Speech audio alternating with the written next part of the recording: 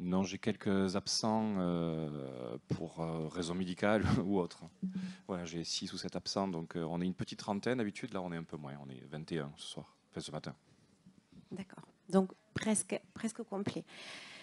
Monsieur Emmanuel Kézac, vous êtes choriste des Petits Chanteurs de la Trinité depuis 1992, assistant de chef de chœur depuis 2007 et directeur musical depuis 2018. Pourriez-vous nous raconter un peu votre parcours Oui, c'est professionnel? ça. Au niveau des dates, c'est bien ça. Ben, j'ai commencé comme beaucoup d'entre eux au niveau du primaire, hein. J'ai attaqué en CM2 et puis en fait, je suis jamais parti. Donc voilà. Mes fonctions au sein du chœur ont évolué de petit chanteur jusqu'à mes études musicales. Je suis passé assistant de Monsieur Henrique et puis j'ai pris sa succession en octobre 2018 au cours d'un concert de passation officiel. Donc voilà, ça fait 4 ans maintenant. Vous êtes diplômé également en Oui, j'ai musicologie. une licence de musicologie de l'Université de Montpellier et j'ai passé le concours du CAPES pour l'enseignement privé. Donc je suis professeur de musique en collège. Vous êtes professeur au collège, Voilà. sur toutes les classes, tous les niveaux. 6e, 5e, 4e et 3e. Oui. Et je crois également que vous faites partie de la Fédération française des petits chanteurs pour la région Pour la Languedoc. région Languedoc-Roussillon, oui, alors maintenant Occitanie, effectivement, notre chœur, depuis sa création, est affilié à la Fédération française des petits chanteurs. Fédération française qui a été constituée, instituée par Monseigneur Maillet, figure emblématique des directeurs musicaux des petits chanteurs à la Croix-de-Bois, qui a essaimé un peu partout en France et en Europe des maniganteries comme la sienne.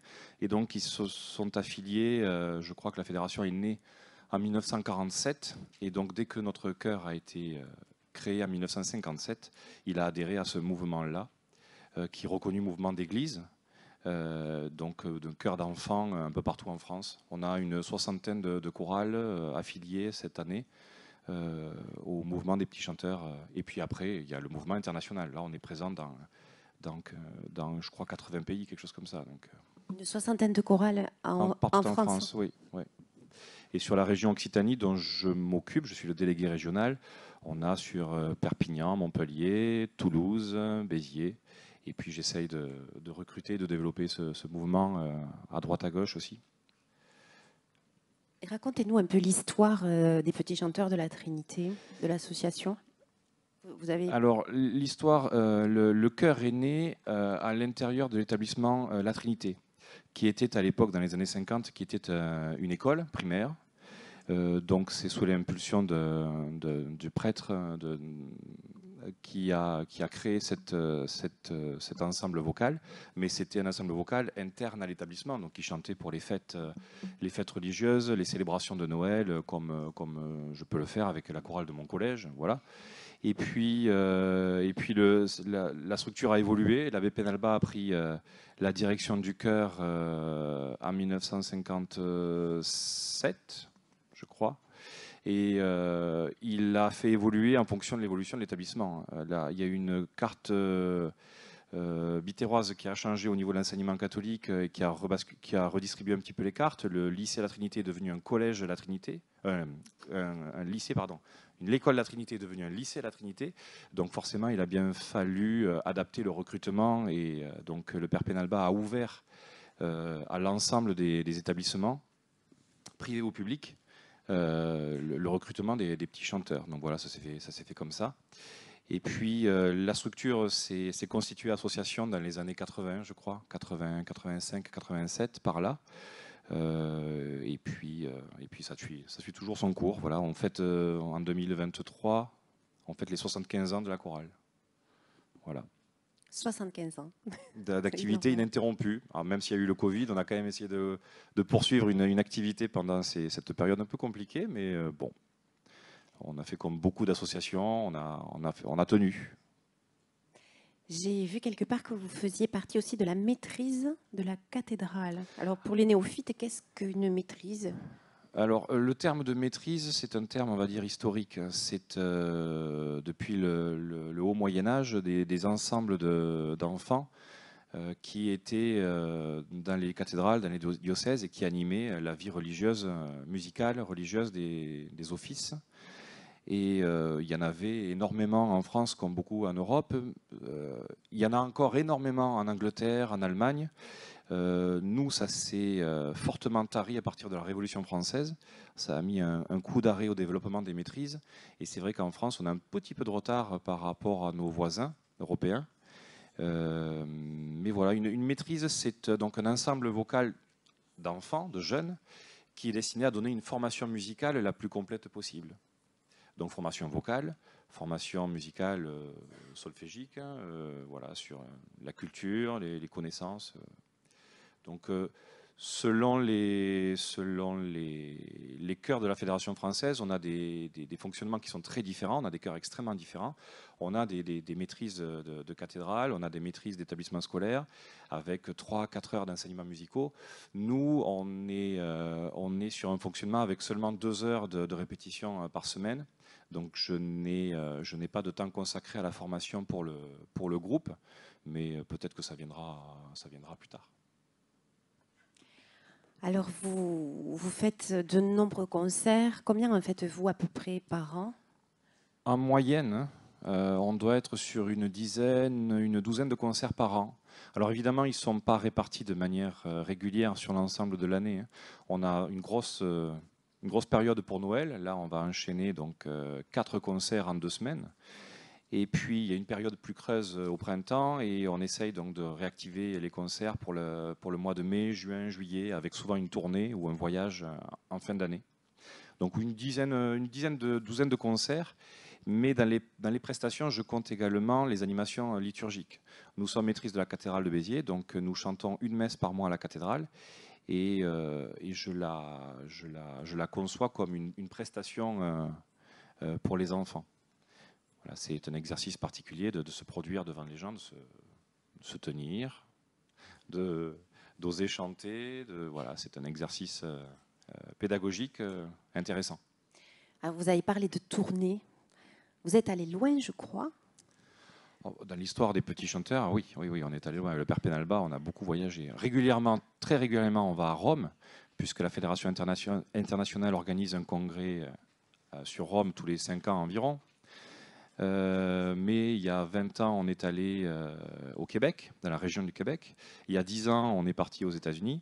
Et après. Vous étiez où aux États-Unis? Côte Est, New York et Washington, sur une dizaine de jours. Donc vous avez chanté à New York? Oui, à la cathédrale Saint-Patrick de New York. Alors, eux, non. Et non. Ben, c'est l'avantage, l'inconvénient des chœurs d'enfants, c'est-à-dire que. En 4-5 ans, on considère qu'on a presque remplacé intégralement le chœur. C'est la moyenne. 5 ans, c'est la moyenne en termes de longévité d'un petit chanteur. Il y en a qui restent beaucoup plus longtemps, hein, vous en parlerez. Mais voilà, moi, ça fait 30 ans, mais c'est peut-être un mauvais exemple. Mais Monsieur Baldacchino, ça fait également très longtemps qu'il y a, au moins 20 ans. Je pense que tu as passé les 20 ans. Et puis voilà. Donc vous allez un petit peu partout. Et donc à New York notamment, et il vous arrive de chanter aussi, d'être sur scène et de collaborer avec des artistes célèbres. Alors oui, on a eu la chance d'être sollicité à chaque fois par des artistes qui passaient sur Béziers, qui avaient besoin d'un chœur de jeunes. Je me rappelle en 97, c'était Ivan Rebrov. Alors évidemment, toute la nouvelle génération ne sait plus qui est Ivan Rebrov, peu importe. Mais pour parler plutôt à une génération actuelle, en 2015, je crois qu'on a chanté avec Raphaël, le chanteur Raphaël, donc à Zingozango. Il y a 4 ans, c'était avec Laurent Voulzy à la cathédrale pour sa tournée dans les cathédrales. Et voilà, c'est toujours gratifiant de pouvoir participer à des spectacles qui nous sortent un petit peu de notre zone de confort, qui nous sortent de notre répertoire, avec des contraintes beaucoup plus professionnelles. Mais ce sont toujours des expériences à vivre. Et grande scène, mais aussi cinéma. Ah oui, oui, effectivement. J'ai été sollicité par la production d'un film d'André Téchiné il y a 2 ans, qui cherchait des petites chanteuses pour jouer 3 petites filles qui allaient chanter au cours de son prochain film, qui devrait sortir, je ne sais pas du tout quand d'ailleurs, peut-être en 2023, mars 2023.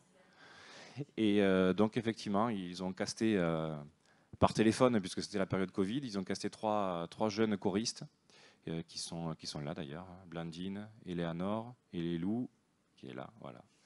Et donc qui ont tourné au mois de mars dernier, qui ont passé une journée de tournage avec André Téchiné, ses équipes, ses acteurs, et là aussi c'est une expérience. Je ne sais pas si ça a déclenché une vocation, mais c'est une expérience. Et vous savez vous adapter parce que vous avez aussi fait un concert pendant le confinement, je crois. On en a fait, enfin, oui, on en a fait deux en fait. La Fédération française nous a demandé pour Pâques donc 2020 de participer à un chœur virtuel. Donc on a rassemblé plus de 250 choristes de chez eux.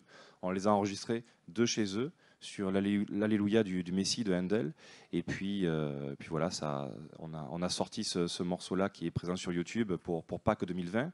Et puis la municipalité cherchait à prévoir une fête de la musique, malheureusement peut-être confinée. Heureusement, elle a été déconfinée, mais bon, la municipalité envisageait qu'elle soit confinée le 21 juin 2020 et donc avait demandé à différents artistes de se produire aussi pour faire un concert virtuel en ligne. Et donc, on nous a sollicité. Nous avons chanté sous le pont Vieux avec la cathédrale derrière. Et là aussi, c'était une belle expérience. Un clip aussi? Oui, alors ça c'était l'année dernière, c'était plus récent, effectivement. On a sorti un dernier EP, c'est-à-dire un mini-album, avec 5 titres, et on s'est amusé avec l'aide d'une ancienne choriste, Lucille Fabre, que je remercie beaucoup pour tout son travail, qui a filmé, qui a fait le montage, qui l'a publié et qui est présent sur nos réseaux sociaux également, avec notre titre que nous avons commandé spécialement à un ancien petit chanteur, Marc Henrique, un titre qui s'intitule Nos bons géants, et que nous reprenons régulièrement et que nous dédicaçons à notre abbé Penalba, qui est décédé maintenant depuis 1 an et qui nous a accompagnés pendant plus de 50 ans à la maîtrise. Oui, c'est une belle histoire, 50 ans.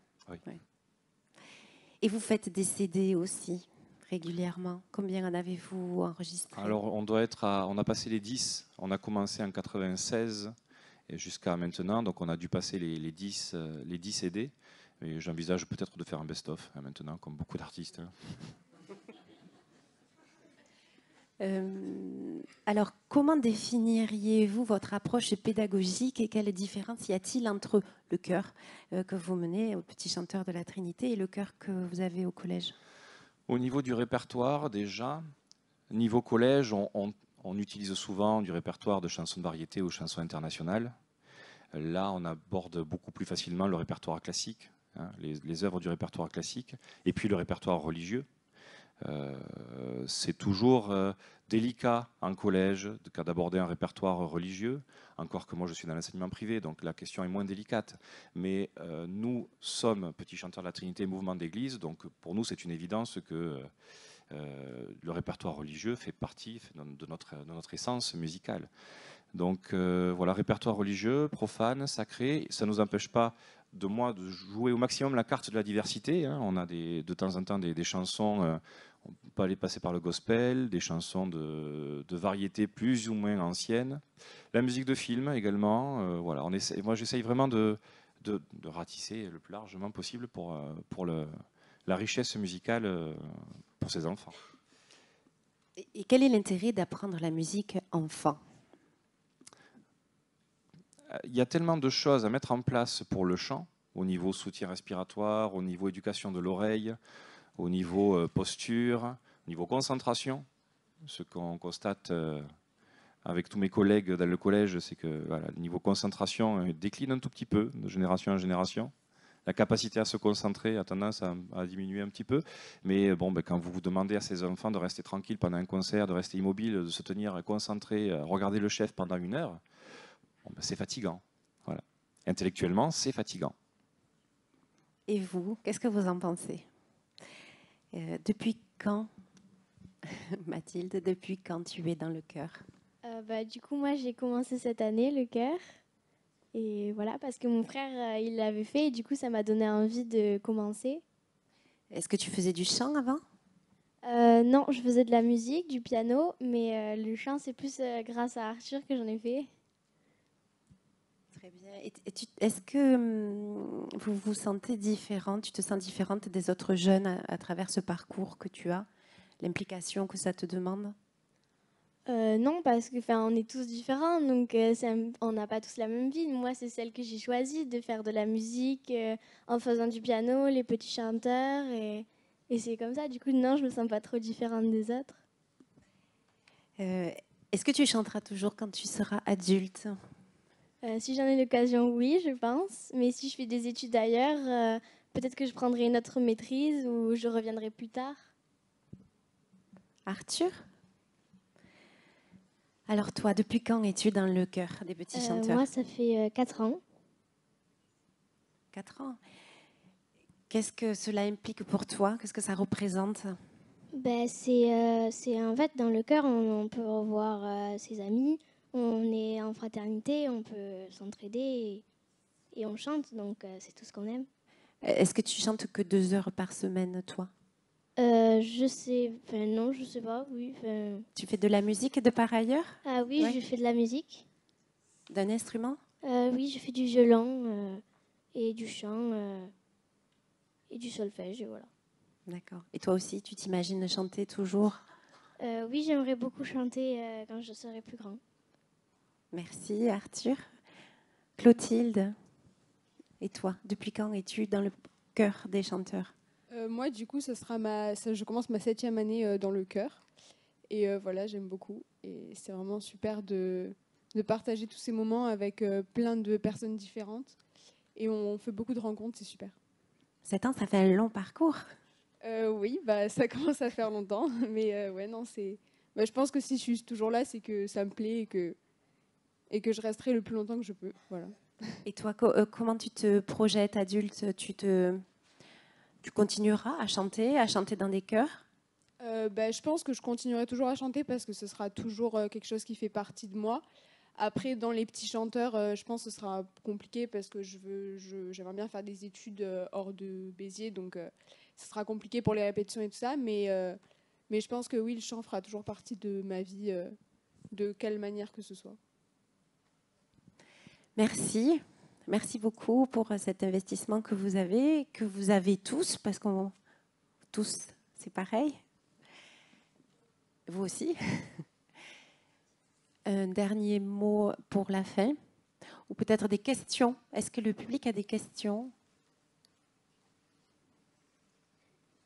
On va laisser la madame. On a une question.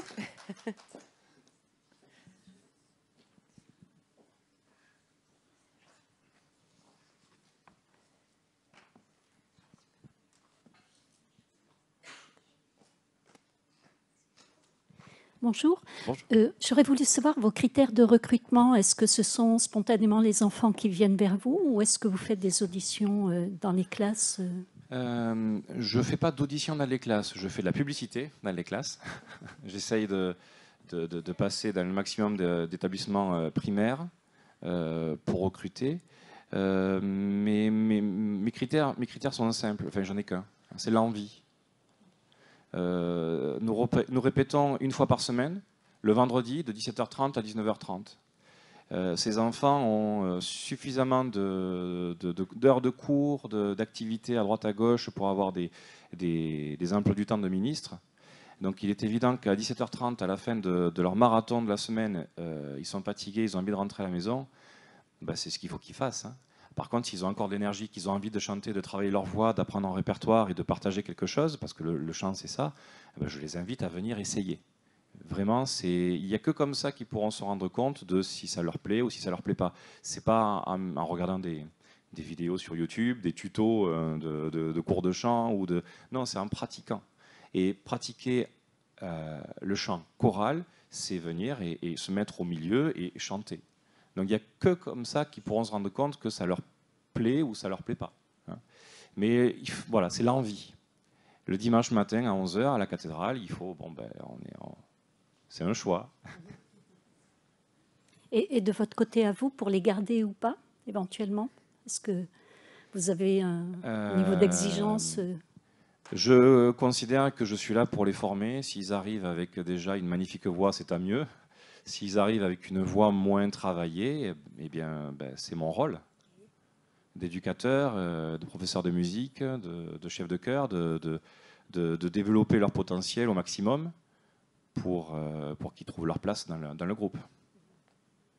Merci. Merci. Une question? Non? N'hésitez pas, on peut aborder tous les sujets.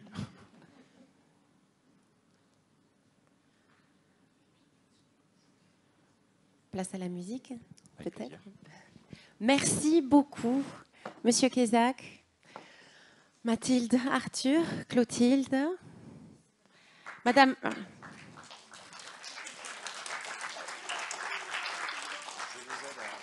Accompagnée par Madame Carole Dubois, pianiste.